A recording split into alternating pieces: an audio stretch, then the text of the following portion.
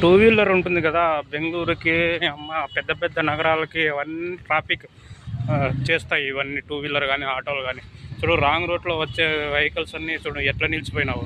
ఈ రాంగ్ రూట్లో వచ్చేది ఇట్లా, అట్లా పోయేకి ఇట్లా వచ్చేకి ఏం చేద్దాం, అట్లుంది పరిస్థితి. అమ్మ అర్జెంట్, ప్రతి ఒక్కరికి అర్జెంట్ ఏం చేద్దాం, అది విషయం.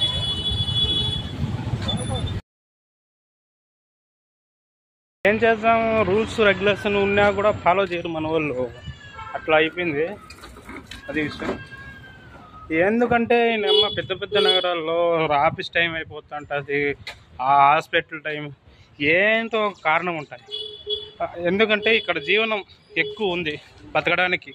పల్లెల్లో చూస్తే ఏం పని లేవు, ఊళ్ళల్లో చూస్తే ఏం పని లేవు. ఊళ్ళో చేసినా తక్కువ శాలరీ, అంత శాలరీ రాదు. పెద్ద పెద్ద నగరాలకే పోవాలి. ఇంకా క్యాపిటల్ ఎక్కడుంటే, రాజధాని ఎక్కడుంటే అక్కడ పోవాల్సిందే. ఇట్లా పోతే ఇట్లా డబ్బులు వస్తాయి, అంత ఇంత కుటుంబాన్ని పోషించుకోవచ్చు అని వస్తారు, ప్రతి ఒక్కరు వస్తారు.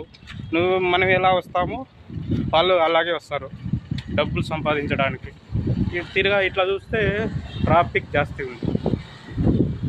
ట్రాఫిక్ ఏ వారమైనా ట్రాఫిక్ ఉండే ఉంటుంది, ఏ రోజైనా ట్రాఫిక్ ఉండే ఉంటుంది. ఇంకా శని ఆదివారం శుక్రవారం అయితే నైట్ పబ్బు, డబ్బులు సంపాదించారు, విచ్చలవిడిగా ఎంజాయ్ చేస్తారనమాట. మనం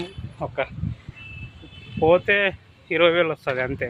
ఆ 20,000 ఏం పొజిచుండేది అని ఏర్పడుతున్నాం.